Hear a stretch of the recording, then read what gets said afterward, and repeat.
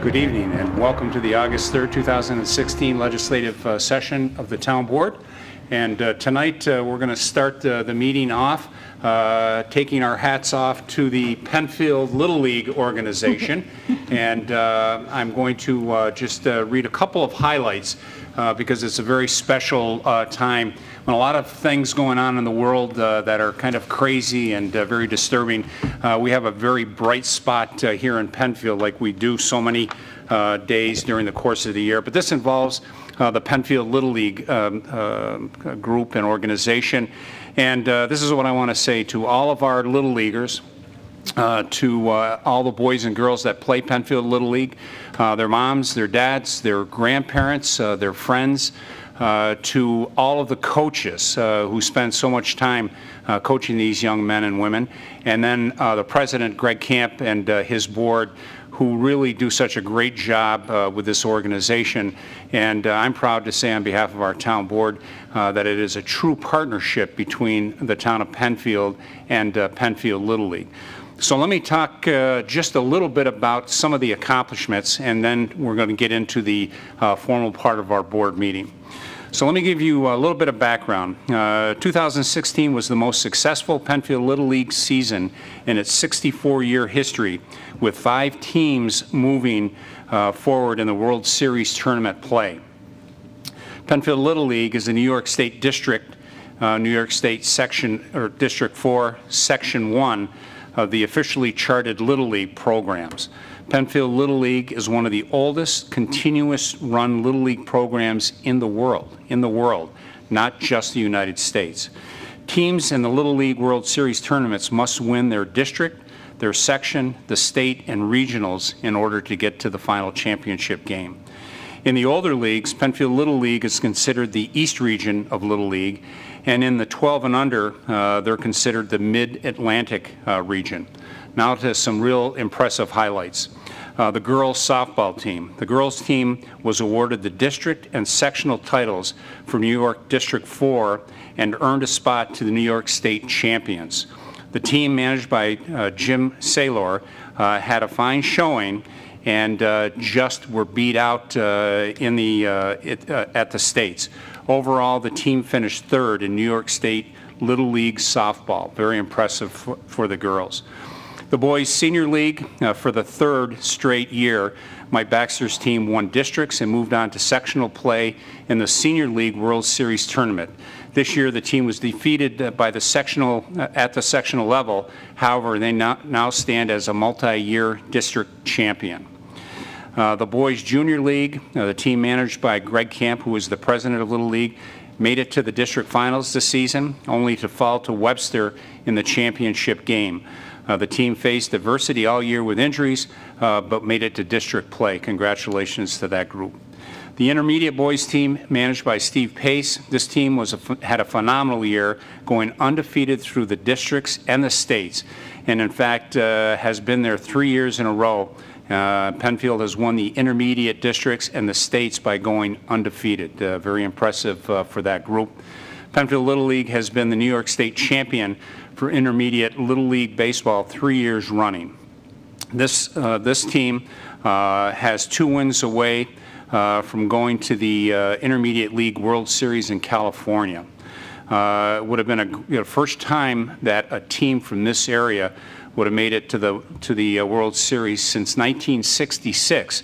And it was done at that time by East Rochester, who coincidentally next week, I believe, is celebrating their 50th year of that championship and are having some special recognitions in East Rochester. The 12-year-old majors team, these 12-year-olds ran through districts and sectionals undefeated. They traveled to the Bronx and lost 2 really well-battled games in the New York State champions. They finished 4th in all of New York State. The 11-year-old majors team, they lost a heartbreaker game to East Amherst. This young team is now perfectly positioned to take the mantle for the 12-year-old level in 2017. And lastly, the 11 and 12 local tournament team, managed by Dan Whitehead, the 11 and 12-year-old team won the New York Division IV local division tournament, which is played as prep tournament for next year and getting the teams ready to play in bigger tournaments. So on behalf of our board and the entire community of Penfield, congratulations to all of the boys and girls in Penfield Little League for everything that they have accomplished this year. So very, very nice, very nice. With that, yes, thank you, Betty. Thank you. With that, I'll ask everyone to please rise for the pledge. I pledge allegiance to the flag of the United States of America and to the republic for which it stands, one nation, under God, indivisible, with liberty and justice for all. I'll ask our clerk to please call the roll.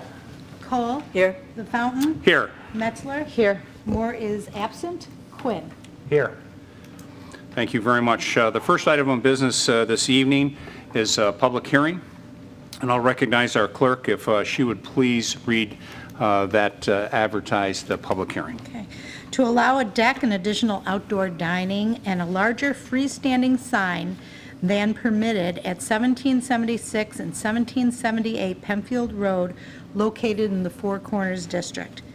The legal notice was published in the Penfield Post on July 15, 2016, posted on the town website and the town clerk bulletin board. 20 postcards were mailed. Right, thank you. Mr. Horowitz, is this properly before the board? Yes, it is. Right, thank you, sir. I'd like to recognize the applicant and to address this matter to the board. So if you would take your position at the podium. I will say that Mr. Costello has provided all of the information that you have submitted for this application. In addition to the fact this board had an opportunity to spend some time with you at a work session on July 13th. And with that, while we do have the information, part of the record is to give an overview so folks here in the audience and at home have the opportunity to understand what you're proposing. So with that, if you would introduce yourself and then go down through what you're proposing at T-Bones, soon to be called or proposed to be called something else. Bistro 1778, Kitchen and Cocktails. That's the proposal. My name is Anthony DePease. I've been at the property since 2010 under several business names, and third time is a charm with this. We're looking to do some nice modifications and renovations to the property, which would include a new roof, asphalt roof, new aluminum siding, or new vinyl siding, excuse me, new gutters, new parking lot, new paving and new lines, all new fencing around the whole property. Some of it's existing, which we're going to replace with some new materials.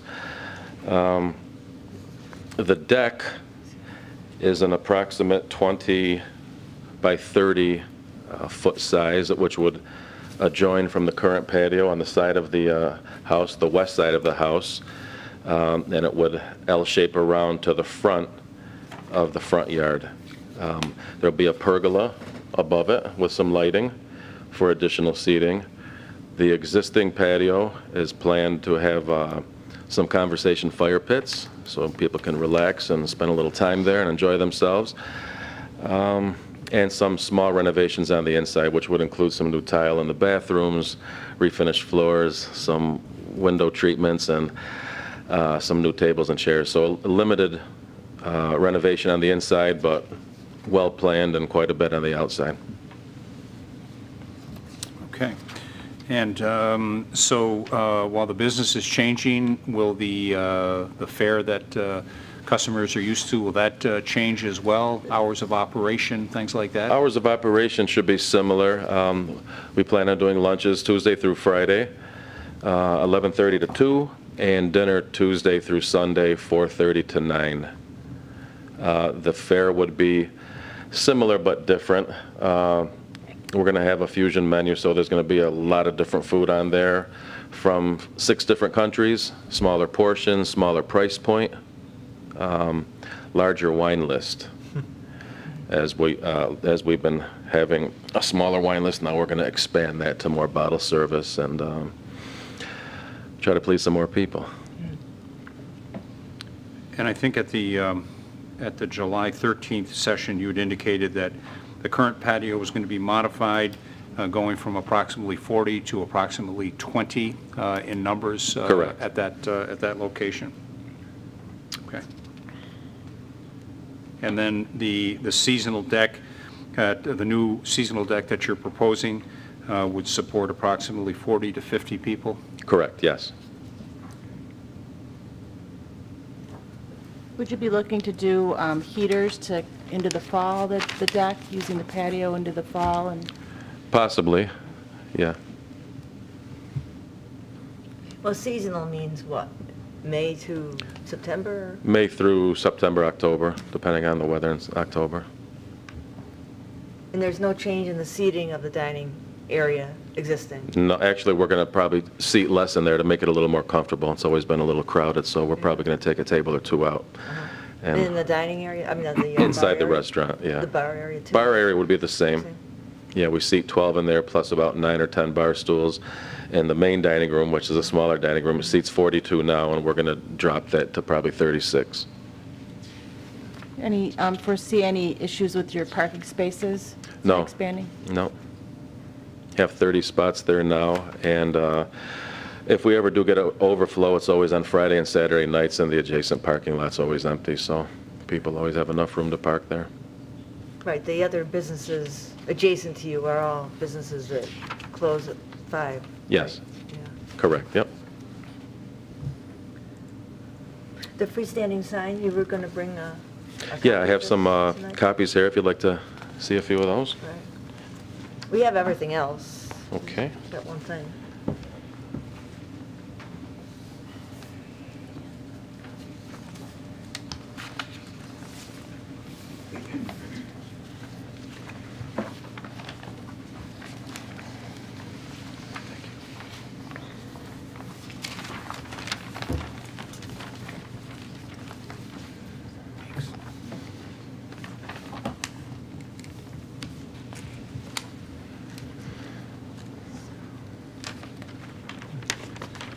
So when, as part of the advertised application hearing, talks about larger freestanding sign than permitted.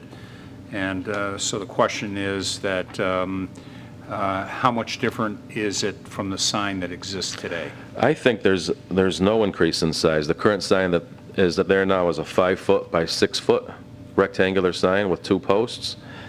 This would be a 5-foot in diameter. So if it's over by inches. So that prior sign might have had a variance. Causes that, I guess.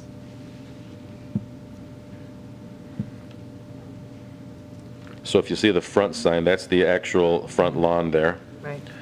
With the 30-inch by 8-foot, one piece of wood that would be anchored into the ground 3 feet. The other signs, one on Liberty, and then one on the brick fireplace and the parking lot area. And what is this, and the size of the brick is 42-inch diameter? Correct, yep, Okay, 42 so that's inches. 42, 5 foot out front. And then 36 inches. the one that's 36 inches, is that That's the is Liberty. that for the awning? No, that's the Liberty Street sign. There's Would an that be existing. right where you turn in? Correct. As soon as you turn into the parking lot from Liberty, the side road, that's marked the side road. That's actually Liberty Street, and there's an existing sign there now, so Right. That's what I was going to ask. How many signs do you have existing right now? 3. Okay. So these are replacing the existing signs.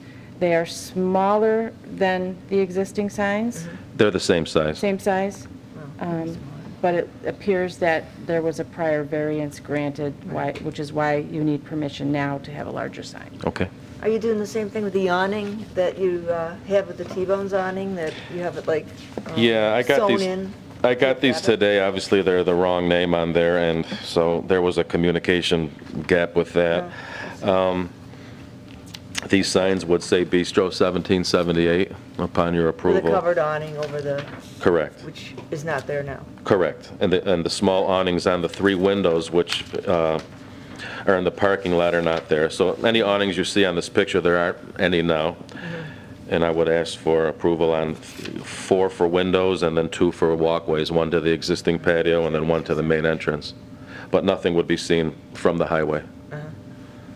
And those window awnings, will they have the name of the restaurant on them? No, just the 2 that you see in the picture, 1 on the main Entrance. main entrance and the coming side. out on the west side, out onto the patio. Correct.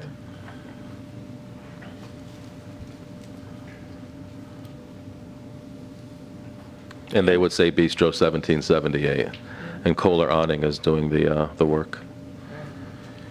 And if I recall from the July 13th meeting, you were not going to have access to the deck out the front door, but it was going to be out the west door or the side door. Correct, the existing patio and a space, obviously, to walk to the front Just deck. opens up and around. Yes. Yes.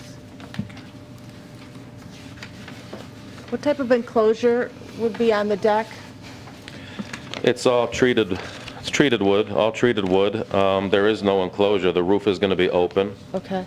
so it's a pergola top. Any, like buffering by greenery, any landscape buffering? Yeah, Or sound? once it's built, I was going to probably plant something around the front of it there to make it a little more attractive, and I was thinking about planting some things next to Betty's driveway in a little bit to just make it more attractive, as well as some gardens in the parking lot area. We were going to upgrade those and put some pretty shrubs in different colors and nice things. So you're saying when your next door neighbor looks out, she will see shrubbery and not people sitting on a deck? Well, we're going to put some arborvitaes there. That was my plan. The one reason why I wasn't thinking about doing it was sometimes snow removal and snow plowing pushes snow up onto the grassy area over there because there's really no place else to put it unless you put it in the highway, and you don't want to do that. So I'm thinking about setting it back far enough where the snow could still be pushed up and it wouldn't affect the shrubs, which take a number of years to form a barrier and a hedge because you want to trim them every year. So, but that would be the plan going forward. That's the goal. Any music outside? Just background music, just like on the existing patio. I was going to add Just what you have right now? No live music? No No live music. Okay.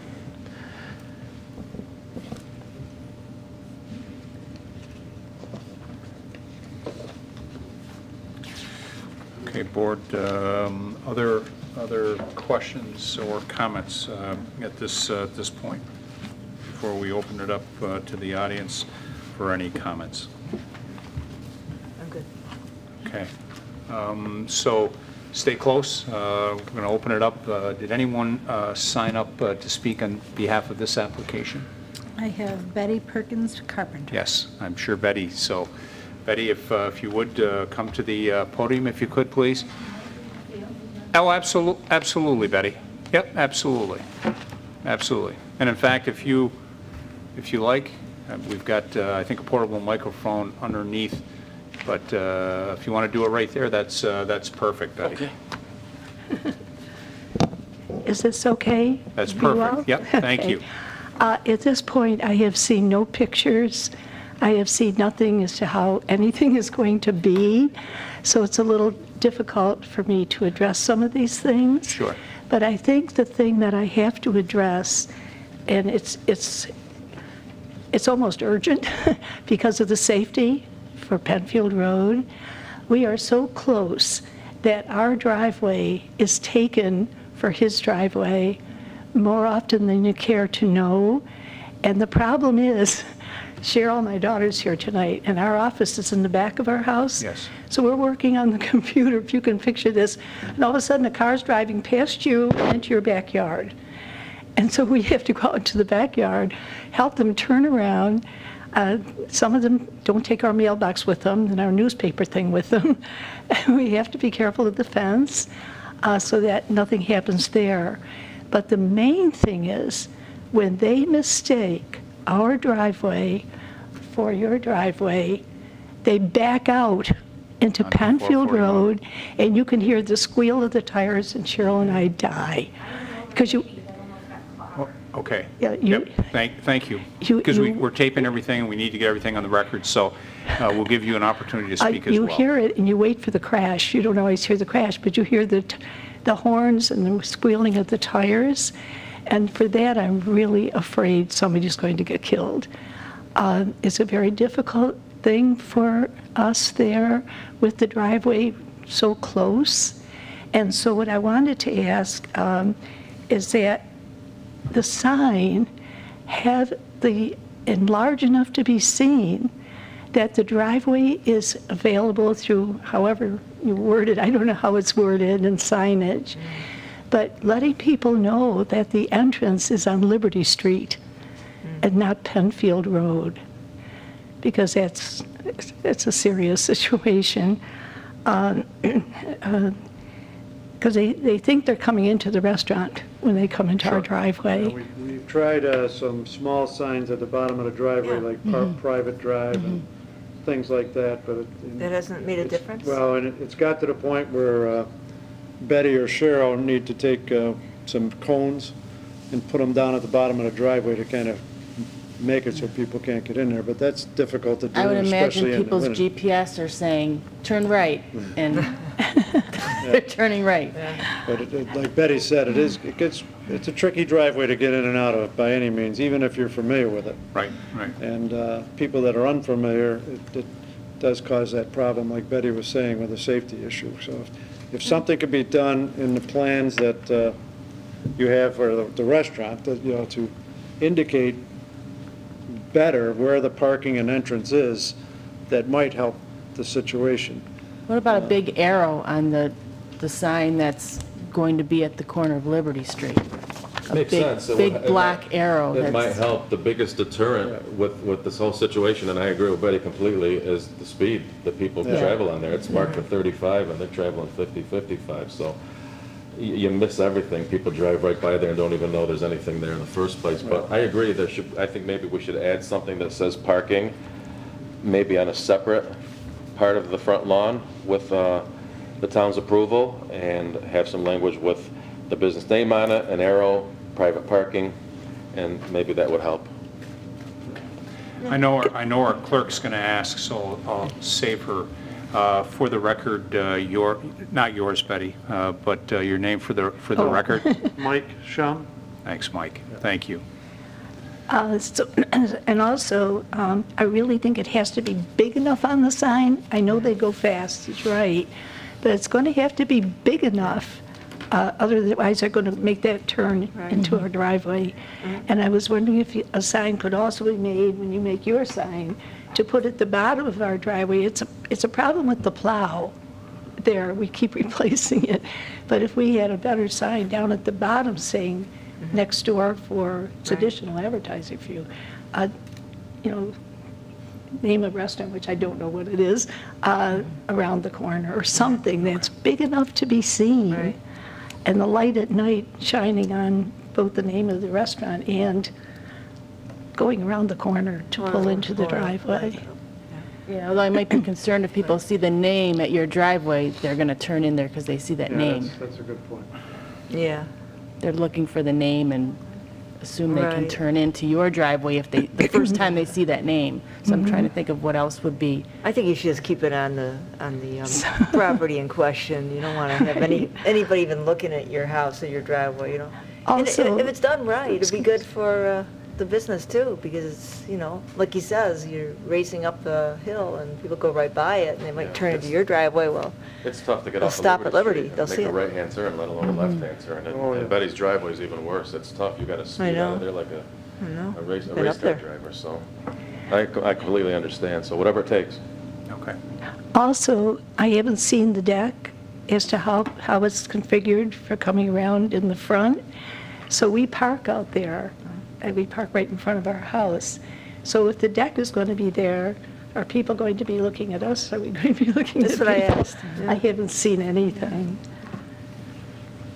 So where's the side of my house? Your side of your house will be over here. Over here. Betty, I'm just suggesting to the supervisor, in light of that, to hold the hearing open, essentially, for your comments, so you're not rushed to look at what's proposed, and you can ask questions if you want after tonight, and then and let the supervisor know what comments you might have, and then we could then close the hearing after you've had a chance to weigh in. Yeah, because I haven't seen Right. anything, and then I can explain where my house is. Sure, sure. Do you have anything else, Mike? No, I think Betty covered it all. There was some concerns about the size of the sign, not knowing, because this said it was going to be larger than the one that was there. He explained that it was going to be 5 foot in diameter versus 5 foot by 6 foot, so I think it's going to be similar in size. The main thing was we wanted to see about having maybe something added to that sign or an additional sign about the parking and the entrance. I think if it remains along the same size that it is now, it won't be a concern of ours. Yeah, I'm thinking essentially they'll need to see the directional, the arrow. It needs to be blocked enough so that you see it from Betty's driveway, so that as you're driving, it's not a question that you see the arrow ahead. And you know What's blocking some of that line of sight? I took down a lot of trees that used to be between her driveway and the property, there where I'm talking about putting some shrubs. And we took out a lot of trees, which opened up the view coming down 441 and Penfield Road. But she still has some shrubs that are there that block that line of sight because it's a hill and coming down that. And when those shrubs are there, people can't see the sign until they're practically right on top of it. So that's why I think the best place for the sign would be on Liberty, because you're just going to miss it. Right near, yeah, if you could Right look at at the near corner. the intersection there of Liberty and Penfield Road, is that where you're suggesting? Yes. Maybe right there on the front? Yeah, exactly. Nothing maybe, well, something with a restaurant name and an arrow. Name and an arrow. Yeah, if the Yep. town would be okay with that, that may be a good, and then the snowplow might not necessarily take that out like it's done, Maybe you have with this Betty's driveway. up on the hill a little bit, like your, Yeah. I mean, as long as line of sight, like you said, you can see it when you're coming. Whatever the may best work. decision is, I Yeah. think is And then I if we see could... Mr. Excuse me. Mr. Costello is in the audience tonight. I'm going to ask him to bring this to the PRC meeting next Wednesday, and I'd like the PRC to take a look at it Wednesday morning, and that would give Betty an opportunity to take a look and have some conversations about that, and have the PRC provide some of their thoughts and feedback, because the next opportunity that this board would be discussing this matter would be next Wednesday. And that would give an opportunity for you to take a look at it, Betty, and then for PRC, which is our project review committee, that has everybody there. It has our DPW, it has Mr. Costello, it has our building folks and zoning folks, and to take a look at that. Okay, and then if we could be notified of any special things like the clam bake or whatever, so that we can put something across our driveway. We put the cones up so that people, when they get to the cones, but they still have to turn around and go out of our driveway. So it's a problem that we just need help from you all to solve. So Kaz, thank you. Would you be Ms. able Hall. to, at PRC, raise this issue of the site distance and the entrance? Because then we have our town engineer and DPW might have some suggestions on Wednesday.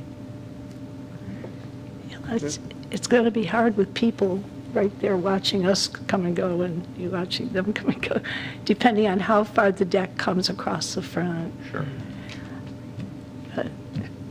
So I think that's all. Thank you. Yeah, so take a look, Betty, between now, take a look, and then you can call the supervisor's office or email your comments you might have, and we'll incorporate those in. Okay. And I could also meet with you on the front lawn and give you an exact plan of what's going where and where some privacy bushes are going to go, and so you have an idea of how it's going to connect with what's Because I have there. no idea. I haven't seen I it. think that would be good. That way she could physically see where you're going to put the Whenever you're ready. relationship to the house. Whenever you're ready. We'll do something this week if you can, or next week whenever you have time. Can I just add something? As an Olympic Sure coach, thing. I want to congratulate the Little League baseball team. So would you please tell them I said I'll make congratulations? sure. Actually, we're taping this, and if they're not watching it live, they'll see it, the tape version of it, Betty. So if you want to give a little shout out to them, please feel free to do that. Oh, boy. Now you can- Don't get me started. Okay. Just keep that goal in mind, and just always think positive, and just be happy with wherever you end up, because that can have quite an effect on children's lives. So as long as everybody's, the coaches and the parents and the board members and everybody keep it really positive no matter what you do, that'll be a big help to kids. a really big help to kids. Betty Perkins Carpenter, Olympic coach and member of the Penfield community for many, many years. So thank you, Betty. 55. I've lived here. Great. Thank you. Taught a lot of people That to gives my swim and age dive. away, doesn't it? Anthony, don't run away. Thank you. All right. Thanks, Betty. Mike, thank you. Thank you. All right. Is there anyone else that has signed up to speak on this matter? Yes, Jim Ebmeyer. Thank you. Oh, okay. Thank you, Jim. All right. Is there anyone else that had signed up, Amy? Okay.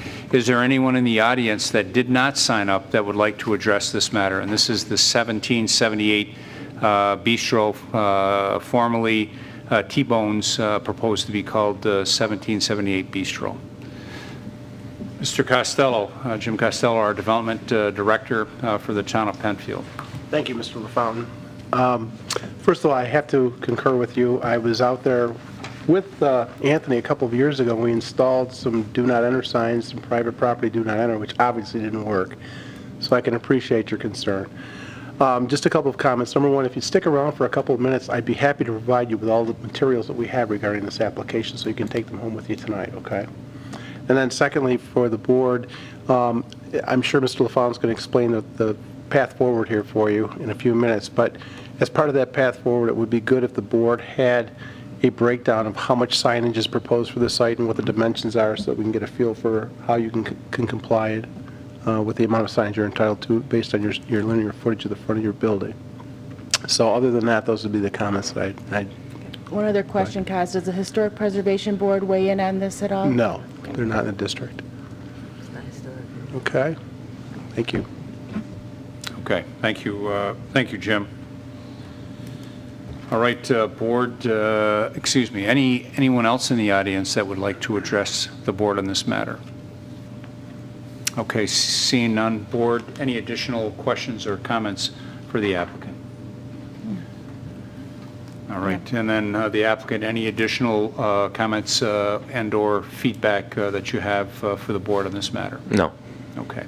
So taking the lead from Mr. Costello's last comment, as I mentioned, the next steps will be the next time that this board would be having conversation about this matter would be next Wednesday evening as part of the work session. Our agendas are put together on Friday afternoon, and we record all of the items that are before the board at that point. I would encourage you, if you have the opportunity, to meet with Betty and Mike and Cheryl, if you can, this week or early next week, so that they understand where the deck is going to be in relationship to your building, their home. And then, Jim, you're going to provide some input feedback for this board on current and then proposed sign square footage, so we have that. Okay. Seeing no other input or comments on this public hearing, I'll declare this public hearing closed. Thank you to everyone that participated. And Jim, you're going to get some materials for Betty. Okay. We'll move on to our agenda, and we'll start with communications and announcements. And I'd like to recognize our clerk, please. Thank you, Mr. Supervisor. The third annual golf tournament to benefit the Penfield Ecumenical Food Shelf will be held on Monday, August 29th at Shadow Lake Golf Course. Registration for the tournament and lunch will begin at 11 a.m. with a shotgun start at noon. A dinner immediately following the tournament will be held at Don's Original Restaurant at 2055 Fairport 9 Mile Point Road. For more information, please visit donsrestaurantandpub.com or call John at 585-377-1040. Also, I've received recently a few complaints pertaining to solicitors going door to door without a permit. Please view the town's website at www.penfield.org and visit the town clerk's page for a list of active selling permits in our town. And lastly, hunting licenses and deer management permits, known as DMPs, are now on sale through October 1st, 2016. They are valid from September 1st through August 31st. If you need additional information, please visit the DEC website at www.dec.ny.gov or contact my office at 340-8627. You may also call the DMP hotline at 1-866-472-4332. That's all I have today. Great, thank you. Mr. Quinn. Thank you, Mr. Supervisor. Good evening, everyone. Just a reminder to our Penfield community, the Penfield Ecumenical Food Shelf during these busy summer months continues to have a great need for volunteers to help fill their shelves. Vacations, kids' activities, and other summer plans make our lives very busy, and we may not think about this great organization as much as we do during the fall and winter months. It's easy to help. Please go to PenfieldEcumenicalFoodShelf.org to view the current wish list of needed items. Thank you in advance for making a difference to Penfield neighbors in need. And second, the Penfield Trails Committee will sponsor a free public hike at Ellison Park on Saturday, August 13th from 9 a.m. to 11 a.m. Discover the offbeat pathways that reveal the natural vistas carved by 10,000 years of Irondequoit Creek flow. Look for the hike signs. While the hike is free, participants are encouraged to pre-register by contacting the Penfield Recreation Department at 340-8655. Thank you. Great, thank you. Councilwoman Metzler. I have one announcement tonight about our favorite topic, construction season. The Town of Penfield Department of Public Works has received information from the New York State Department of Transportation for this upcoming weekend regarding work on Route 441 eastbound at Linden Avenue. Motorists are advised that the first planned weekend intersection closure on Route 441 eastbound at Linden Avenue has been rescheduled to take place on Friday, August 5th, beginning at 7 p.m. through Monday morning by 6 a.m., while crews replace a large concrete slab at that intersection. During the weekend closure, Route 441 eastbound will be closed between Linden Oaks and Panorama Trail. Truck and emergency access to the neighborhood off Linden north of 441 will be provided at a western point on Route 441. The driveway to Linden Oaks will be open. Detours for the weekend closure will be posted utilizing I-490 East to exit 24, the East Rochester exit, back to Route 441. Motorists will be prohibited from crossing the closed area and should allow time to divert around the work site. Route 441 in the westbound direction will remain open, and motorists will be able to turn right to the neighborhood to the north and will be able to turn right from Linden Avenue to 441 west. Once the section in the eastbound lanes is complete, work will shift to the westbound lanes with similar closures later on this summer. For all details about this project, please visit the town's website at penfield.org. That's all I have this evening. Great, thank you. I'm reminded by our town historian, Kathy Knauer, that this Sunday, it will be 50 years that the offices for the town were moved to this campus here at 3100 Atlantic Avenue. So 50 years ago this Sunday, the town hall moved from the Four Corners area to this campus. I remember when we celebrated 40 years, we had a little celebration about it. Do you remember that? I do. Yeah, I it do. was fun. Okay. I'll buy you a coffee here Sunday morning. There you go. I have 3 announcements. This week completes the Cool Jazz Tuesday and Kids Fest Thursday concerts. The next big event at the Penfield Amphitheater and Kiwanis Stage is the Taste in the Blues. It's on Saturday, September 17th from 12 to 4. Enjoy music by Steve Grills and the Roadmasters with Joe Beard. Dundee will be there again with a lineup of locally brewed beer samples. And there will be chili. If you think you have a winning chili recipe, why not put it to the test? For complete rules and details, please visit penfieldrec.org. And then mark your calendars for a great event on Sunday, August 14th from 1:30 to 4:30 at the Penfield Public Library. It's a how-to festival featuring 20 stations demonstrating quick skills. Refreshments will be provided, and there will be door prizes ranging from library services to grocery store gift cards. This great team at the Penfield Library is always looking for new and exciting programs for our residents. For more details and information, please visit the website at penfieldlibrary.org. And my third announcement is that my next community chat, my monthly community chat, will be on Tuesday, August 16th from 5:30 to 7 at the new book area in the library. Great, thank you. Mr. Horowitz, anything? Nothing further tonight. Okay, thank you very much. Move on to communications and announcements. 2 opportunities to address the board on any matter at this time, and then again at the end of the meeting. You can do that 3 ways. If you're here in the auditorium, you can address by coming to the podium. You can call in at 340-8661, or you can log on at penfield.org. And I know we have at least 1 speaker signed up, and I'll ask our clerk to identify the speakers. For public participation, Jim Ebmeyer.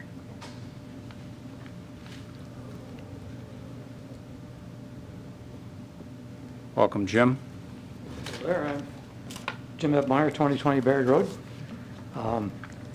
It was kind of interesting to mention the move of the town offices to this site 50 years ago, because we've been here 53 years in Penfield, and remember the town hall being down where what then became the library, and then the library, of course, moved to the Barrett Road School.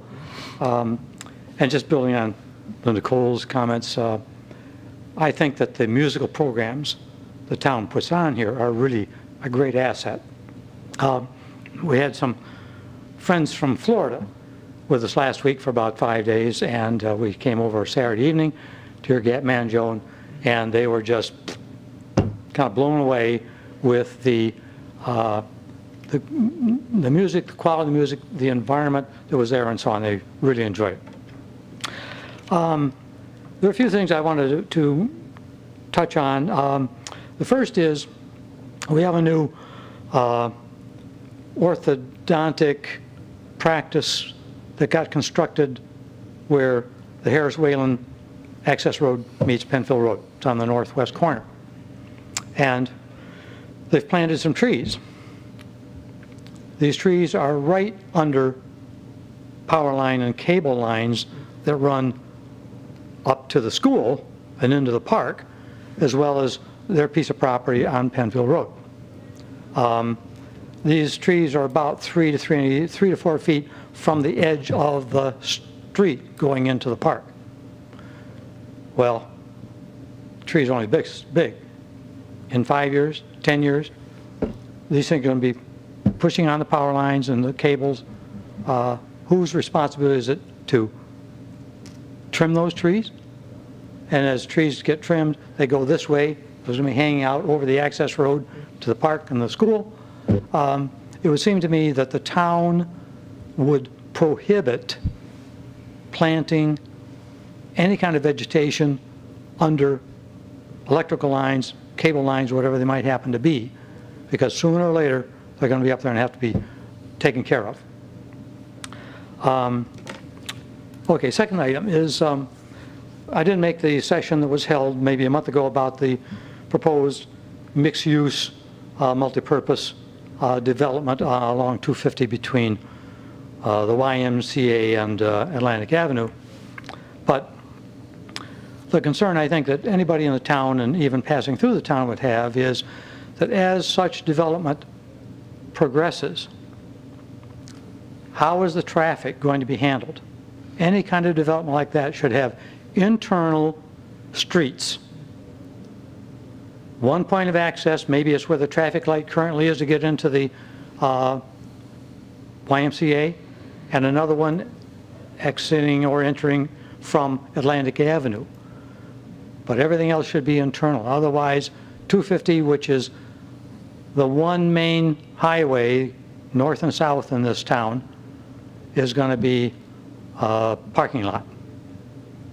So I would urge that that kind of approach be taken in any development that's approved for that site. Kind of goes, leads me into another one. The Penfield little saying is the town will plan progress. Well, when it comes to roadways, I think there's been zero planning. In the 53 years we've lived here, there are no new roads that go east or west, north-south. Yes, 441 was redeveloped. We lived on Penfield Road in 2 different places when we first moved here, and it was a 2-lane road. So yes, it's been expanded to 4 lanes and then the divided section. Browncroft Road was widened to 4 lanes 4 ways and redeveloped coming up from past Ellison Park. But other than that, the town has allowed new residential development. They're all little trapped spaces. And when I look at Village Green South and the other Village Green, there's no interconnection. If you got children live in one piece, they got friends, schoolmates in another, they can't ride their bicycles unless they go across people's lawns and all this kind of stuff to get to see their friends. They got to go out to the Wayland Road and around and back in, that sort of thing. So this has kind of gone on fairly widespread in the town. And I think that our zoning requirements should be that when a developer is building a new site on previously undeveloped land, and there's other undeveloped land around it, that they leave planned spaces for connecting streets into adjoining property. And then will be the town plan in progress, because that, I think, it saves fuel, cuts down vehicle emissions, all kinds of things by having easy access of that nature. Baird, the intersection of Baird and Penfield Road, of course we use it a lot since we live on Baird Road. The vehicles zoom through there and they run the red light. I would like to suggest, if it was possible, we have a red light camera at that intersection. There are frequent accidents there. As far as I know, no one has been killed yet, but it happens virtually every day. As we wait on Baird to get onto Penfield Road, the light changes and here goes a car through. Or 2. Or more. I see it there. And they're moving at a pretty good clip. There was a letter of the editor in the Democrat and Comical some time back about increasing the speed limit on Penfield Road, maybe a couple of blocks or whatever, east of the fire station to 45 miles an hour. Really? Well, people do that now, or better, and if the speed limit was 45, you can imagine what they'd be doing. So, and I'm sure that you've tried to get the Sheriff's Department and the State Police somehow more into doing traffic control, but the law enforcement agencies need to come up with some scheme to be able to catch these speeders and get people to start obeying the speed limit before we have fatalities. The intersection of, again, with town, on the idea of planned progress, the intersection of 5 Mile and Atlantic Avenue is long overdue for turning lanes in all 4 directions. That intersection, you can wait and wait and wait. If you've got people making a left turn, let's say going north or south on 5 Mile line, few of them might make turn after the traffic coming the other direction clears, and then you're sitting there again for another couple of changes. But it really needs to be improved. That would save people fuel, cuts down emissions into the atmosphere, and so on. And along that same line, we need more smart traffic control devices. The intersection of Wayland and 5 Mile line, those signals are geared to volume. And I've, any number of times, I've come through maybe on Wayland Road, the light changes red, because there was some presumed traffic crossways. As I get closer and closer, no traffic, one across, changes green again before I get there.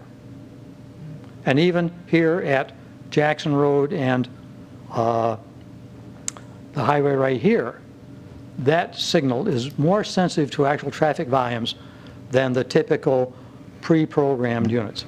So to the extent that the town can push the state highway authority along to change these signals to ones that are really traffic sensitive, again, we're going to save people time and money for fuel and everything else. I think if traffic I don't think people would speed as much if they weren't sitting so long. They sit for an intersection, blah, blah, and then they speed out to try to make up lost time. I think if people tend to be moving most of the time, they're perhaps not so incented to put pedal to the metal and obey the speed limits. So, the last thing is open space. We came to a session dealing with the potential redevelopment of the golf course, Shadow Pines. The town has got an open space plan that covers basically west or east of 250. It's all farmland. Probably most of that's going to be farmland for a long time to come. It would seem to me that an open space plan should look at existing areas and tend to preserve the niche areas we've got. An example being Baird, just south of Penfield Road on the east side. There was a little area back in there which probably 5 years ago was redeveloped. The people who lived around that area came to the hearings and they objected to it. One little piece of space that could be left green and so on. And of course, Shadow Pines is a lot of space. But nevertheless, I think it would be good to look at the rest of the town where we've got residential development, but if there are some nooks and crannies of space that aren't developed, consider putting those into a preserve, if you will, so that as the kids grow up, they've got some woods they can go run around in or whatever it is. And I think it just adds to the ambiance of the community and so on. So that's all I had. Right. This is my kind of checklist if you want it. But I'd love to have it if Okay. you can share that, Jim, if you wouldn't mind. also, here's one I wrote in September of 2010 that touches some of these things. All right. Very good. Thank you, Jim. I appreciate it. Thank you. Do you need copies of these back? No, I don't. Okay. Very good. Thank you. Do we have anyone else that signed up to address the board on any matter? Okay. Is there anyone in the audience that would like to address the board on any matter? Mr. Gallagher.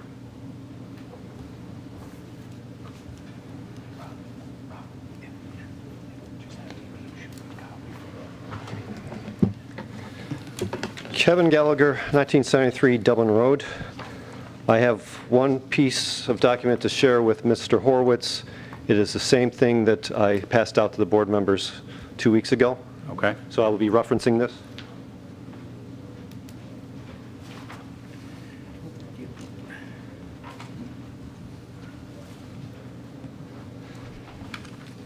The topic I'd like to speak to is Oak and Apple proposal.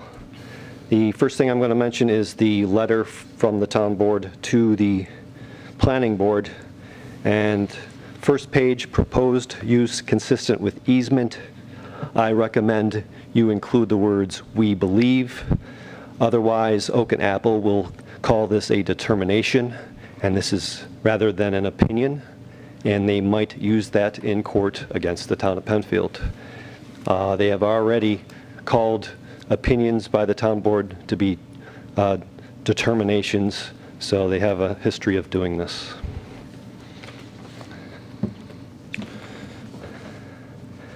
Now, I appreciate the courtesy of the dialogue with the town board. It's something that you don't find at all towns. I don't want to abuse the courtesy, but I'd like to engage in a dialogue because there are questions that remain unanswered. There were questions asked during the work session last week that I wish I could have supplemented, and I also wish I knew what your concerns were long before last week. I've had a communication dialogue with members of the board for a couple months, and I have not heard the questions that you mentioned at that time. So I was hoping that I could get ahead of that. Months ago, I suggested that the town hire a representative for the Wilms easement. I'm now formally requesting that the town of Penfield hire a representative to protect the interests of the Wilms easement. So will the town do that? My recommendation to the town board will not be to hire. We have a town attorney. We have a counsel to the town attorney. Between the two of them, they have more than 60 years of municipal experience, and I will not be making that recommendation to the town board. And it will be open to the town board to make that decision? Certainly. There are 5 votes on this town board. But again, my recommendation to the board is that we take the counsel of our councils. While this is open question, how long will it take to have an answer to that? Is it something that can be discussed tonight, intent, or something week or two? The board certainly will take any question, any comments that you have under advisement. And so when can I expect some sort of response back? I would say that the board would need at least a week or 2 to take a look at that. That sounds reasonable to me. Without a commitment at this time, I have to continue with a large number of questions, actually. Mr. Horowitz. Well, wait a second. This is not how it works.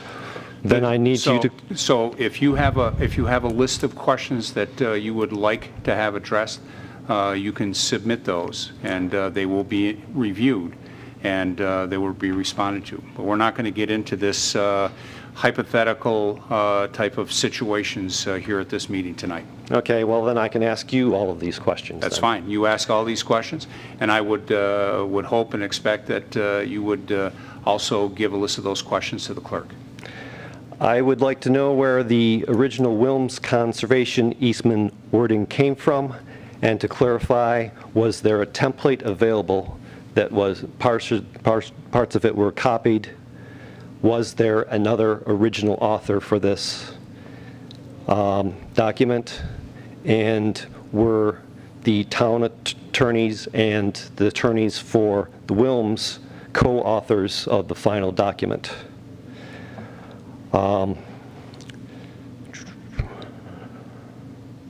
I believe that several of the easements first started in 2002, and I believe that the Wilms easement was the first of those conservation easements.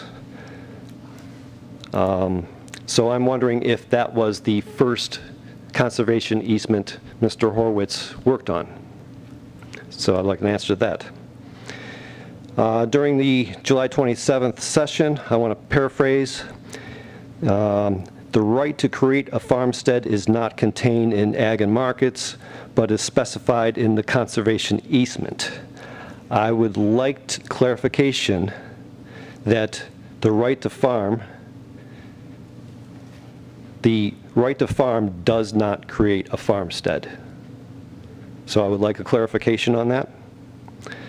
Also, the right to farm relates mostly to nuisance complaints such as smells, noises, and pertains to municipal ag ordinances. I'd like that confirmed also, whether it's your interpretation or your belief.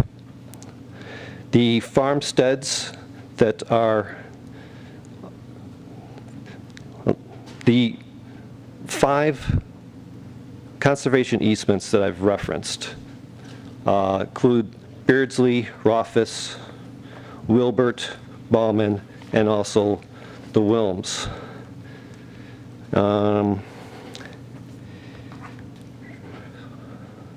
I was wondering, based on your interpretation, how many farmsteads are allowed on the Bauman easement.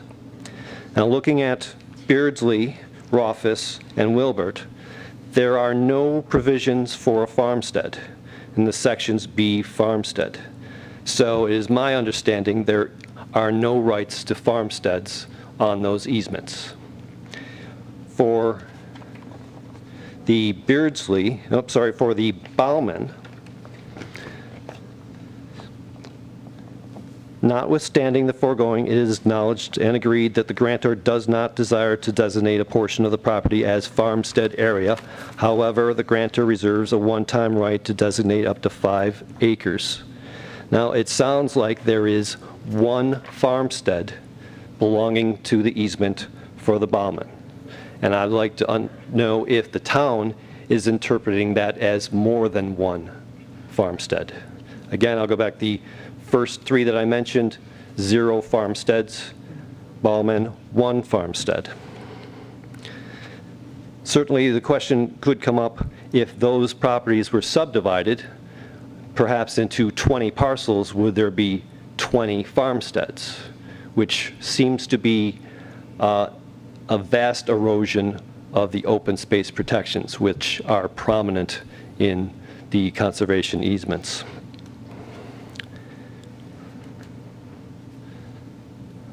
Now, if there were a subdivision, it would be pretty important before that occurred to have some sort of resolution if there was only one farmstead, where that farmstead was located.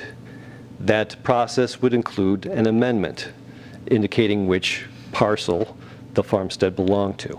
And that would be the difference between 1 farmstead on the entire easement versus 20. Now, my question to the Wilms easement is how many farmsteads are allowed on the easement? And I actually know the answer to this. The lawful and contractually binding answer is 1. Now, currently the property is subdivided into 4 parcels. Which parcel contains the farmstead? Now, I understand by looking at recent information that in September, this town board made a decision, resolution, that each of the parcels, because it had been previously subdivided, is entitled to a farmstead. There is no support for that action. Looking at Oak and Apple parcel, it is approximately 28 acres. Currently, we were talking about a proposal for 1 farmstead. If that farmstead was subdivided into 5 parcels, based on your previous resolution, you may believe that 5 farmsteads, each with a winery, would be allowed on that property. And then there are another approximately 100 acres in the rest of the property that could be subdivided into 20 more farmsteads. I don't believe that it was in the intention of the open space plan or the conservation easement to allow 25 farmsteads within that area. It is clearly identified as critical to the quality and character of Penfield, and that the open space was most valuable of the open space properties under consideration.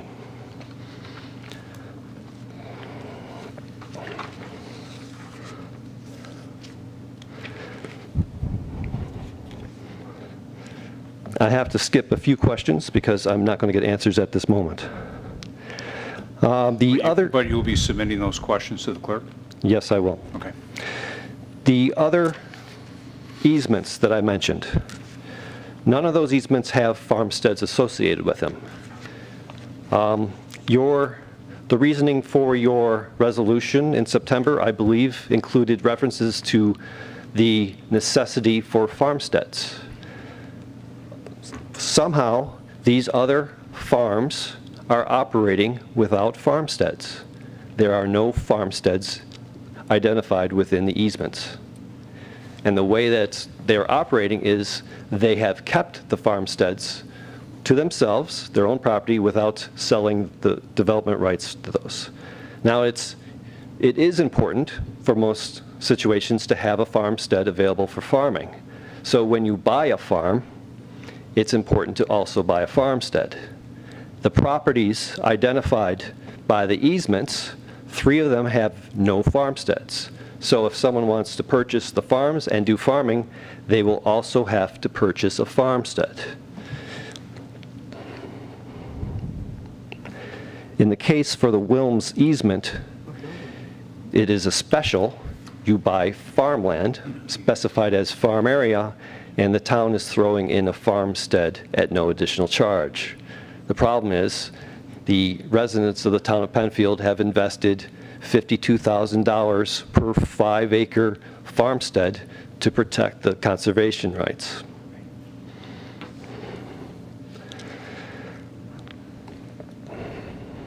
That doesn't seem to be fiscally responsible to me.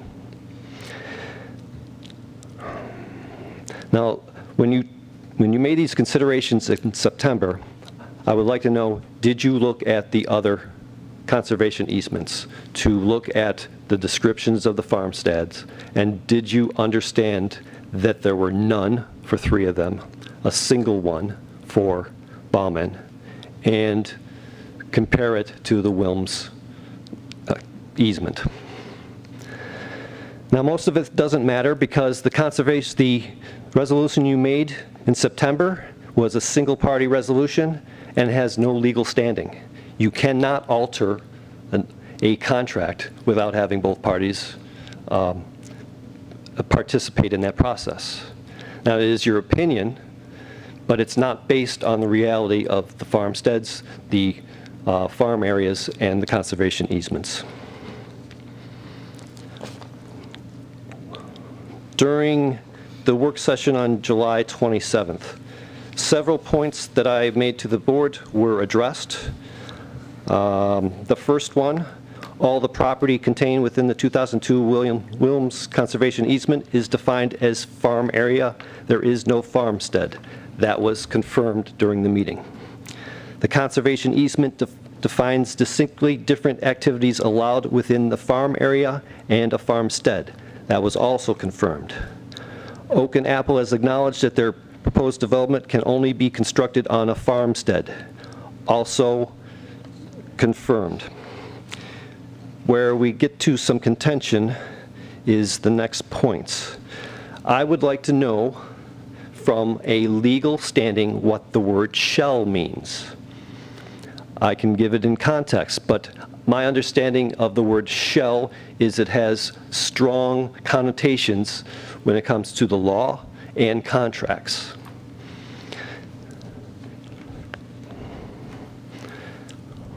What does solely and exclusively mean? I think those words are also very specific, and they are included in the conservation easement. Now, some of these questions are addressed during the meeting last week. I asked where the right to create a farmstead comes from. Does the right to farm provide a right to develop or the right to create a farmstead? So the response to my point, the only right to create a farmstead is for a winery. The response to this is not correct. All types of farm uses are allowed to have agricultural support buildings in a farmstead area. Where does that statement come from? I don't see it in the easement, and I haven't seen it in the law. This is the continuing response. The easement provides that the property shall be used solely and exclusively for purposes defined and described in Section 301(2) of the New York Agricultural and Markets Law. This does not support the position. Has nothing to do with creating a farmstead.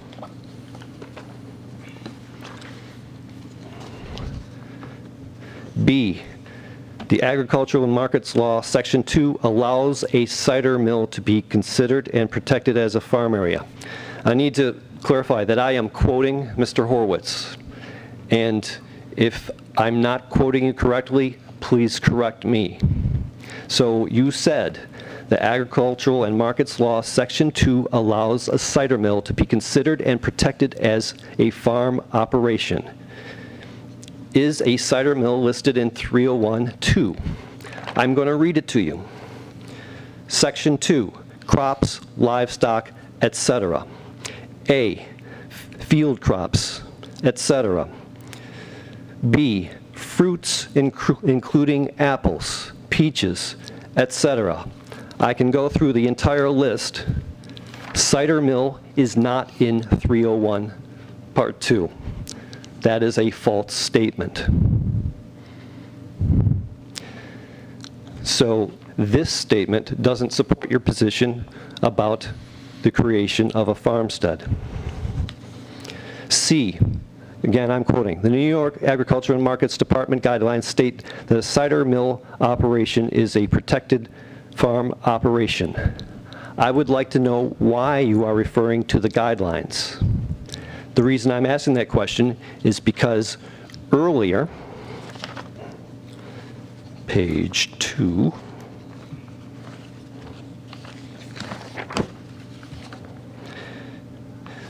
you said the easement provides the property shall be used solely and exclusively for purposes defined and described in section 301(2). To me, solely and exclusively means that the law must be referenced and obeyed. Guidelines are not part of the law.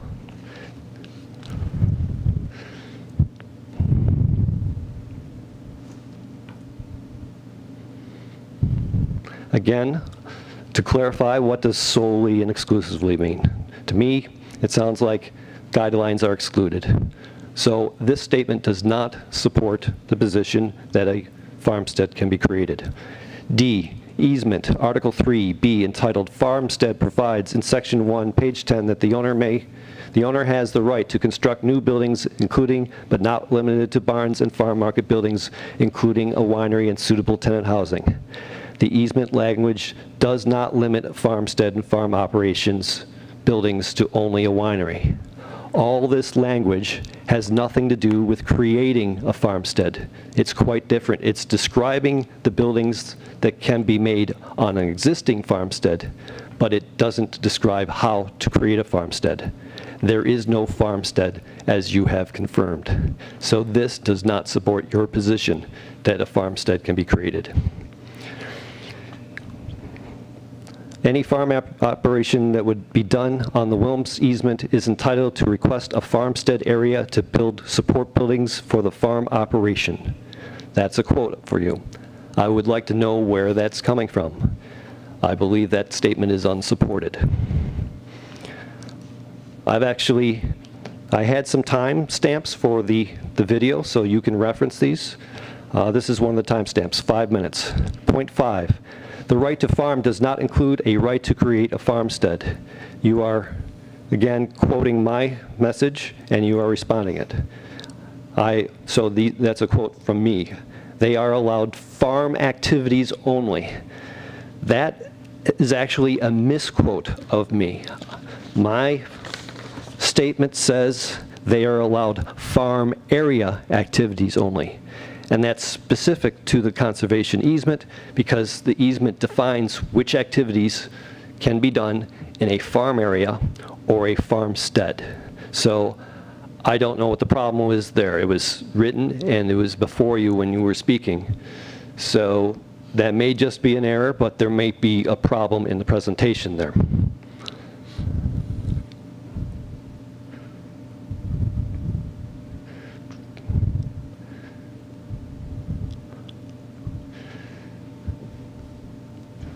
Say they are allowed farm areas only embraced in the term right to farm. I'm not sure what that means either. All right, 518 in the video.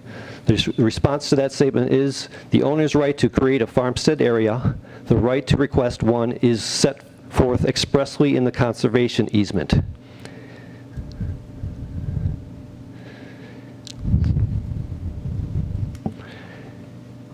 Agricultural Markets Law 308 regarding the right to farm does not embrace the subject of farmlands. That's a subject that is expressly covered in the conservation easement. The right, as stated, says the grantor reserves the right to designate a farmstead area for a winery. It seems that you have excluded the words for a winery within your description of the rights and responsibilities within the conservation easement. 547.6. All remaining development rights are transferred to grantee, the town, and are terminated. This includes cidery, brewery, rendering facility, housing, hotel, and restaurant. Those were my words. The response to that is, As has been previously stated, the easement provides that the property may be used by farm operations and agricultural support buildings and improvements. Aren't those buildings specific based on the type of farm area? That is the question. It's farm area versus farmstead. So the support buildings that are allowed are based on the type of property that it is described. They can't build farmstead area buildings in a farm area. Is that correct? All the remaining development rights for uses that are not permitted by the easement are terminated and extinguished. A cidery use has been determined to be a permitted use. Those are your words. Are you referring to 301 Section 2, which does not support that statement? Or was there a determination made by the town that states a cidery use has been determined to be a permitted use? So I was going to ask, where is the right to designate a farmstead? Well, I found it. It's right there. I'm going to say it again. Grantor reserves the right to designate a farmstead area for a winery. So when the contract says for a winery, what does that mean? It's my belief that the words contained within the contract, within the easement, were carefully chosen. So to say that those words have no meaning is not supported. So I would like to know what those words mean if they don't designate that it is for a single farmstead, and that farmstead must be for a winery. 859 on the video. When this board came to the conclusion that the cider use was permitted use, was this a public or executive session? Again, I do not know where that comment came from. Was there supporting information for that conclusion? Don't know where it came from, don't know what supports it or doesn't support it. There are restrictions on a winery in the easement. The winery option was the primary intent of the former owner. There are restrictions on that use, but there are no restrictions on any other type of farmstead buildings or activities. Would a 20,000 square foot barn violate the easement? Now, you may be thinking there's something that says something about 10,000 square feet. Now, does it make any sense that the former owner put all these restrictions on a winery, but left all the restrictions off for any other type of building? Now, this is important because if someone is proposing a cidery and they exceed 10,000 square feet, do the restrictions apply to their actions? And I'm not sure that there is any conclusion that links that and protects the property from large structures unless they're a winery. The winery is specific. 2745 in the video. I'm paraphrasing it. Just because it is in ag laws and guidelines, that does not mean they can do it. The answer to the question was, that is correct because it would violate the easement. If there is a discrepancy between the easement and ag and markets, does the easement take precedent? I brought my my pictures from last week, and I just want to grab a couple real quick.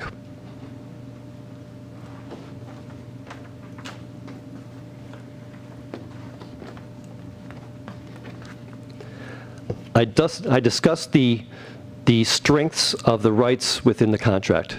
I believe they are real property rights, and they belong in the area of Constitution.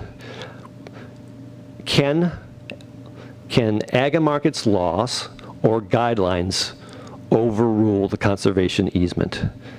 So that's this part right over here. That's where I was talking about that. And I believe it's been answered that the conservation easement takes precedent over that.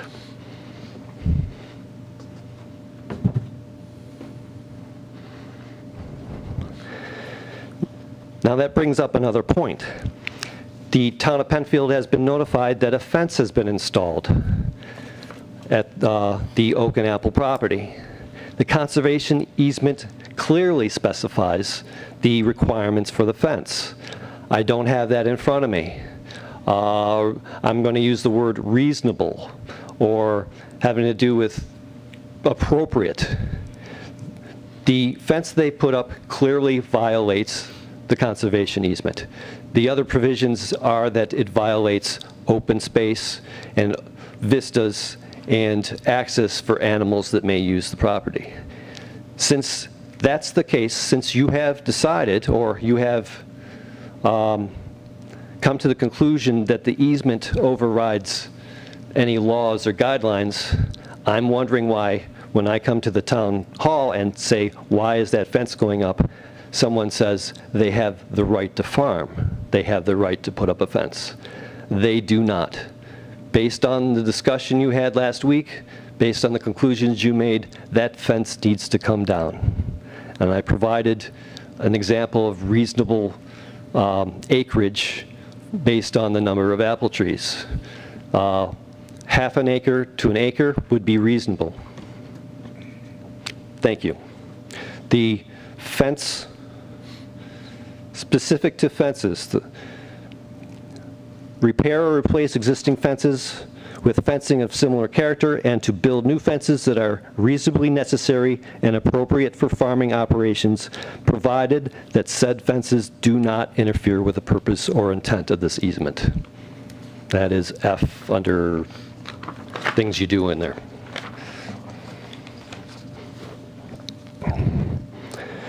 The other question is a cidery the same as a winery? Again, this is important because there are restrictions on the winery, and if a cidery is not the same as the winery, do the restrictions from the winery apply to the cidery? For instance, a 10,000 square foot size is a restriction for the winery. Number of parking spaces, restriction.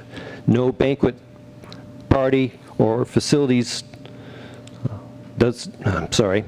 do banquet and party facilities also apply to a cidery? Does Oak and Apple acknowledge these restrictions apply to their proposal? I've read their letter. It does not appear they recognize those restrictions. It is my belief they've presented their proposal to abide by those restrictions without actually respecting the restrictions on a cidery. Does Oak and Apple share the town's opinion on a right to farmstead? Again, I don't believe they do, and this could be a problem moving forward. The part of their case law that they presented said nothing about wineries, cideries. It talked about parties or wedding receptions, things like that. It sounds to me like they believe they can do all those things and connect it to their right to farm. So the town and Oak and Apple are not on the same page. They will take your approval and they will probably run with it. We don't know how far they'll run. Now, it's important to understand whether these restrictions apply to the cidery because there are some other ones listed. One of them says, when mentioning winery within the farmstead, the winery shall be used to make wine only from grapes grown on the property. The word shall is used. Shall is a powerful word. Making wine from grapes is a restriction. It's in the same paragraph. It is a restriction that can't be ignored. If that's the case, the cidery will never be making wine, so a cidery should never be allowed. Also, even more important, in the same paragraph, when we're talking about restrictions, the right to create or designate a farmstead area is for a winery. That is a restriction. It is a restriction that cannot be ignored. It is my opinion you cannot ignore those words without violating the easement. Based on the letter to the planning board, it appears back in September the town did not properly notify residents and neighbors and did not allow residents to comment and proceeded to make a decision without proper input. Additionally, it appears that the town was aware of a subdivision that occurred to the property, but no action was taken. Now, the subdivision is one of the rights within the contract. It's also one of the rights that has been violated. There is a specific provision that precedes any subdivision. There must be assurances by the grantor that the subdivision will not adversely affect the conservation easement. That, as far as I know, that document does not exist, and there has been no amendment to the conservation easement. Additionally, there is a right to first refusal. The town of Penfield should have been allowed to have a chance at purchasing that piece of property before anyone else. That was also a right in the conservation easement that was violated. Additionally, I said that the provision about fences has been violated. The town board has been provided false and misleading information. The town board has made decisions contrary to the restrictions, rights, and responsibilities in the conservation easement. I believe that the town board has created problems for itself, and the only way to resolve those problems is to hire an attorney to represent the conservation easement and untangle this mess. So I'm asking you to please do that. We would like to work with the town board to protect the property. We have not been able to do that, whether it's communication, whether it's timing. We're at the point that we are just doing defense and trying to catch up with the issue. So those are my comments, those are my questions, and I guess I need to repeat that one in the farmstead. Doesn't the statement, the grantor reserves the right to designate a farmstead area for a winery within the conservation easement conveyed to the grantor to the grantee, mean one farmstead, and it must be for a winery? I don't know if you have any questions of me. I don't know if there's any way to speed up the communication process between us, but it has been 2 months that I know of that this has been stalled, and I would like to have some progress on this. So you're going to submit your list of questions to the clerk? Yes, I am. So she's got them, because we've got to be able to have a list of questions to respond to. Certainly do some research on if there is any that needs to be done, and then sufficient time to provide that information back. So you're going to be giving that to her tonight, or you're going to clean it up and give it to her tomorrow? I need to sort it out to pull the questions out. Okay. So once you get that to our clerk, Mrs. Steckloff, then she'll make sure that the town board and both town attorneys, the town attorney and the council of the town attorney, has those questions as well. All right. Thank you. Thank you. So, is there anyone else that would like to address the board on any matter? Jeff Cady.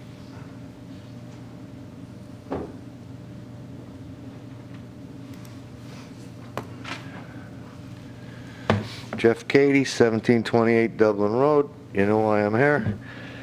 Thank you very much, Kevin. Appreciate it. Okay, this one's from Fox Planning Services on January 26, 16. Once planted, it will likely take a few years for the trees to begin producing apples for the cider operation. Ideally, the apple trees should be in production prior to the construction of the cider mill. Otherwise, apples must be imported from off-site, which was not the initial intent of the conservation easement winery section. Okay, winery. This one's from Ag and Market, acreage and gross sale requirements especially for startup farms. The landowner's intent. We still don't have any intent. We don't even know anything. All we got is a building that looks like a barn.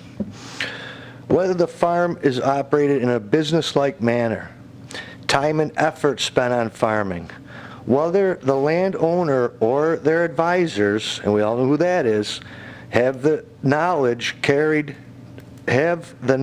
needed to carry on the farming activities as a successful business. 5, whether the landowner was successful or has experience with similar activities in the past. Whether the landowner, this is 6, can expect future appreciation of the assets used in the business, and whether the landowner's investment is at risk. That's Ag and Market. So I have to just stop you there for a minute, Jeff. So I may be the only one that doesn't know the answer to this question, but you made a comment about who the advisors were, and everybody knows who they are. There's got to be someone advising somebody. Oh, okay. So you're not listening to anyone specifically. I'm not naming names at this point. Maybe I spoke in error.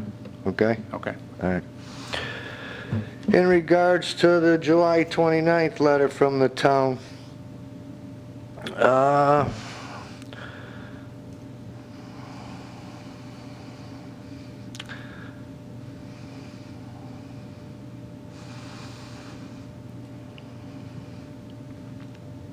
now we find out that on September 16, 2015, the town board passed resolution to declare 4 separate farmsteads be created.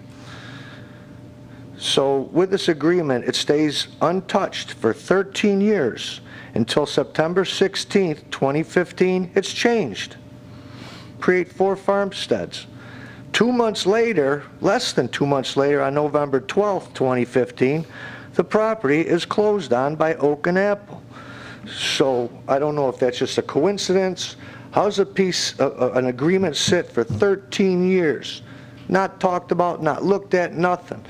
2 months later, before farmsteads are created on it, and the piece of property is bought for $275,000 to put up a barn, winery, farm cider, whatever they're calling it this week.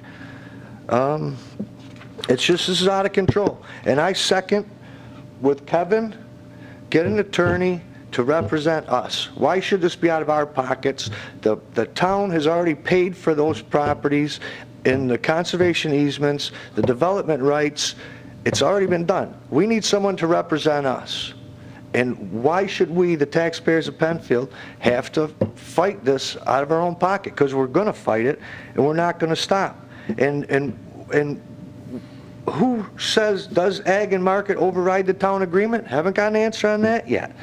Why is this bar considered Ag and Market? Why is it considered Ag and Market? I don't know. Can't find out that answer either. So that's what I got. And like I said, in regards to the fence, I don't know if any of you guys have driven up there lately and seen it. View shed. Let's look up the definition of view shed. I don't think it says staring and looking at a fence. And also with a clear cutting where they want their entrance along Dublin. It says right in the conservation easement it cannot be cut. That's right where their entrance is going. And clear cut it right all the way down. It says it. There's so many things that it says in this easement that are on their site plan that aren't even taken into consideration. I mean, we could sit here all night and I could read it line for line, highlighted piece by piece. It's not there. It doesn't work. Whatever is going on to get these people in here, in there, they get in there. We've already got neighbors who are going to move. I believe maybe some of you spoke to them. If this gets in, they're moving. Okay? No one's raising their kids by a bar. Farmers, we ain't got many left. Okay? And the ones that are still here, they're not cool with us. We want to get them talking to the farmers. They haven't made contact with any farmers. They're not farmers. never going to be farmers. So, thanks for your time. Everybody have a nice night. Jeff, if you've got some questions you believe are not answered, I would encourage you to do the same that I spoke to Kevin about, and that is put those down, submit them to the clerk, and then they'll be given to the board and the town attorney and the counsel to the town attorney. Okay, thank you. Thank you. Anyone else that would like to address the board on any matter? Okay, there is a second opportunity. Yes, please come forward. Your name and address for the record, please.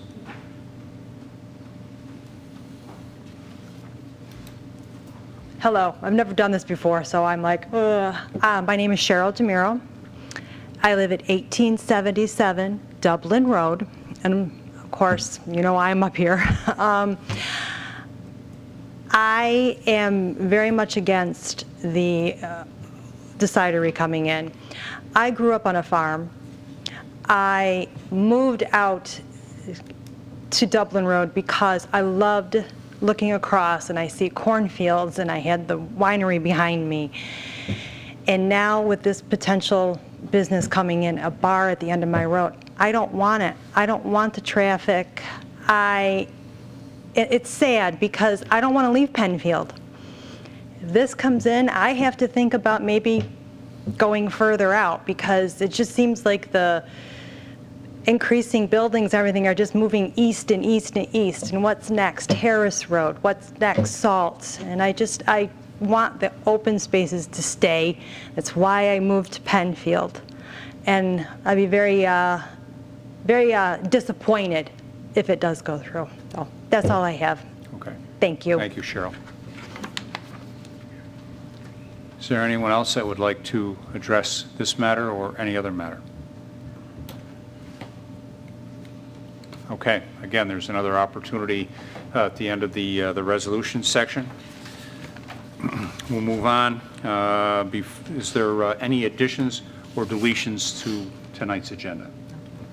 Okay, seeing none. We have the minutes of June 15th, 2016 before us. I want to entertain a motion of approval for those minutes. I move that the minutes of June 15th be approved. I'll second. Been moved, seconded. Any discussion? Seeing no discussion, I ask for a roll call vote, please. Cole. Aye. The Fountain. Aye. Metzler. Aye. Quinn. Aye. 4 ayes. Petitions. Has the board, town attorney, town clerk received any petitions since our last meeting? Okay, seeing none. We'll move on to resolutions by function. We'll start with law and finance, please. Appointment of school tax collector for the 2016-2017 school year for the Wayne Central School District. Moved. Second.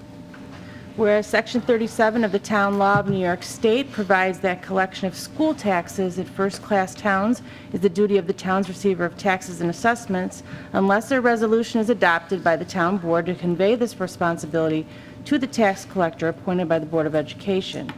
Penfield is one of 6 first-class townships within the boundaries of Wayne Central School District, whereas the tax receiver as appointed by the Wayne Central School District as the school tax collector for the Wayne Central School District portion of the town of Penfield for the 2016-2017 school year. Now, therefore, be it resolved that the Penfield Town Board hereby approves the appointment of Mrs. Kathy Herzog as school tax collector for the Wayne Central School District portion of properties in the town of Penfield. Thank you. Discussion? Seeing no discussion, roll call vote, please. Cole. Aye. The Fountain. Aye. Metzler. Aye. Quinn. Aye. 4 ayes. Authorization for town supervisor to sign a professional service contract with Cohen Law Group for cable franchise fee audit and cable franchise renewal services. So moved. Second.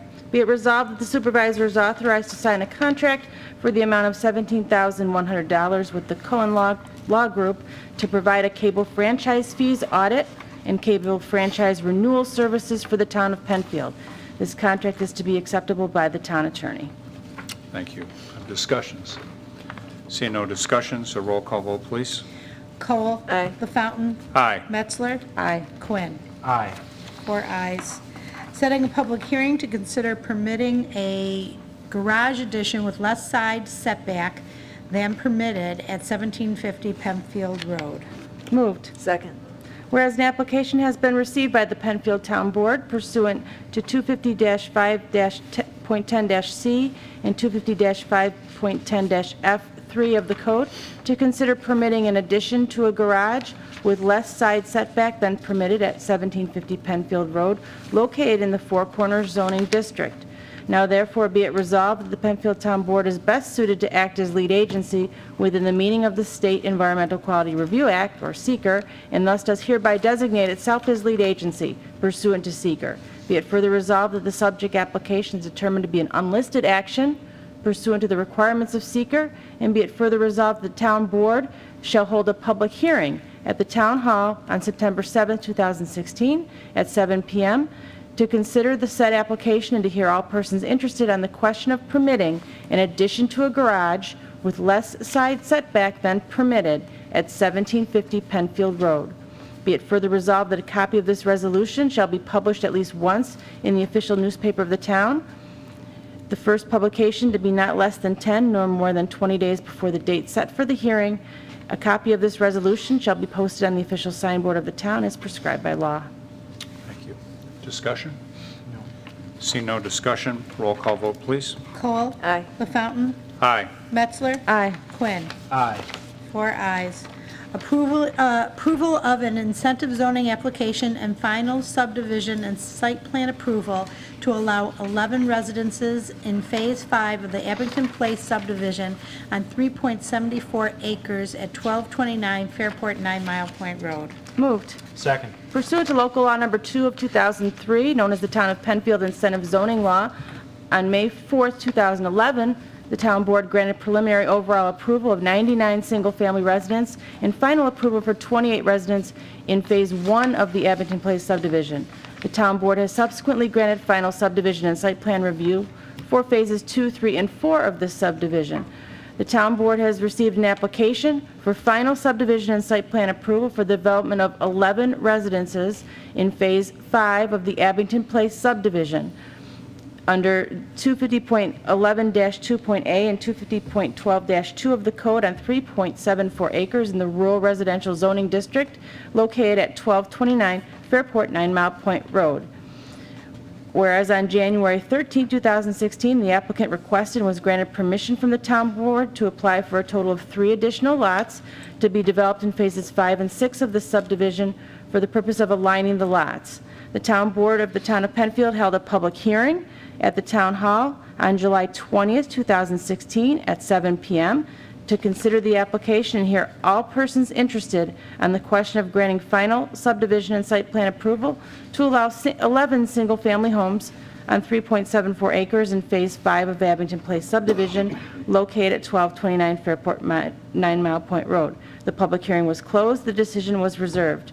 The Town Board, acting as lead agency within the meaning of SEQR, had classified this proposal as an unlisted action prior to granting preliminary overall subdivision and site plan approval of the project and issued a negative declaration determining that this action will not result in a significant adverse environmental impact. Now therefore be it resolved that the subject application for incentive zoning, final subdivision, and site plan approval for 11 lots in Phase 5 of the development be and are hereby approved, subject to the following conditions. Mr. Supervisor, I will note that there are several pages of conditions, 27 different conditions, and that they are the same, essentially the same conditions that have been put in place for each of the subdivision phases. This goes back several years, Abington Place, and this is the almost complete final phase of this subdivision. Okay, thank you very much. Further discussion?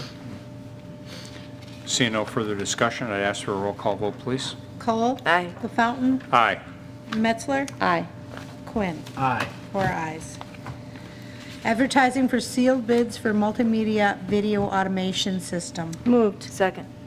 Whereas the cable TV coordinator has identified the need for replacement of the department's existing video playback system that has failed to consider effectively managing distribution of new technologies, devices, and delivery platforms.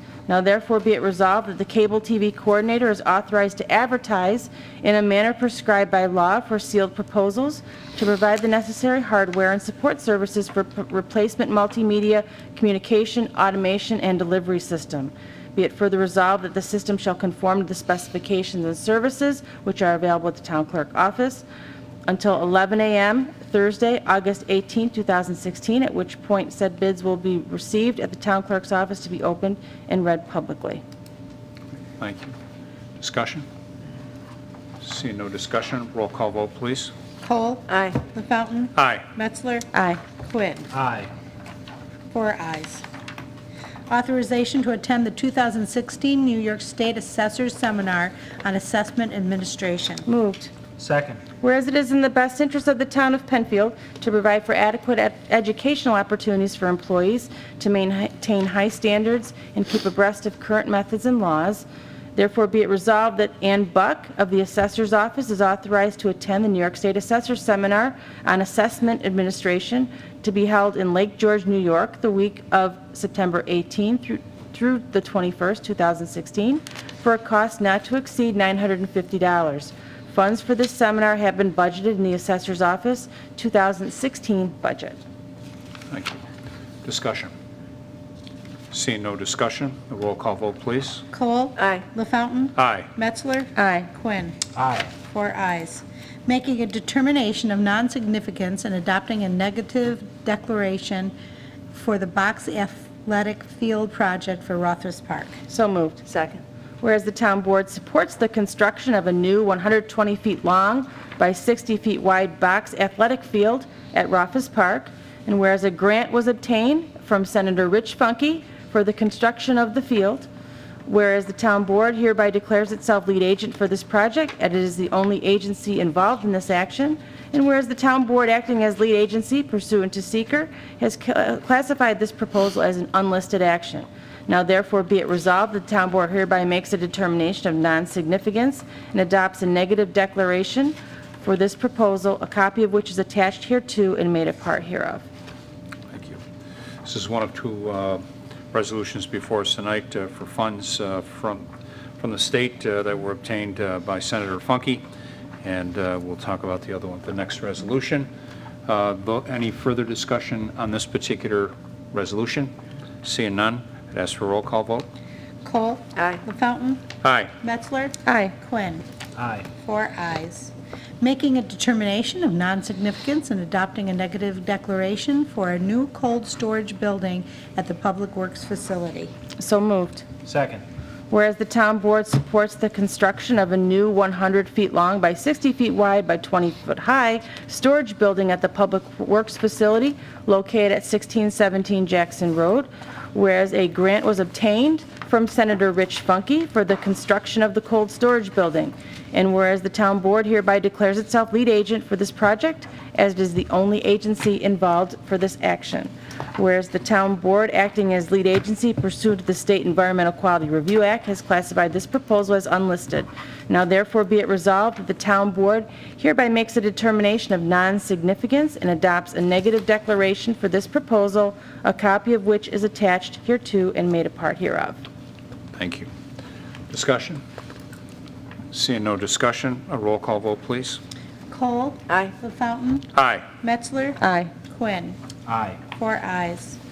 Authorization for supervisor to sign recreation contracts. So moved. Second. This authorizes the town supervisor to sign one recreation contract, and that's for the Bushido Kai Judo Club summer instruction program of the town. Okay, great. Thank you. Discussion? Seeing no discussion, a roll call vote, please. Cole? Aye. LaFountain? Aye. Metzler? Aye. Quinn? Aye. 4 ayes. This takes us on our agenda to old business. Any old business to come before the board this evening? Seeing none, is there any new business to come before the board this evening? And seeing none, this is our second opportunity for public participation. Seeing no one in the audience and no further business to come before the board this evening, I'll declare the Wednesday, August 3rd, 2016 legislative session of the town board adjourned. Thank you for everyone that participated. Thank you to Penfield TV.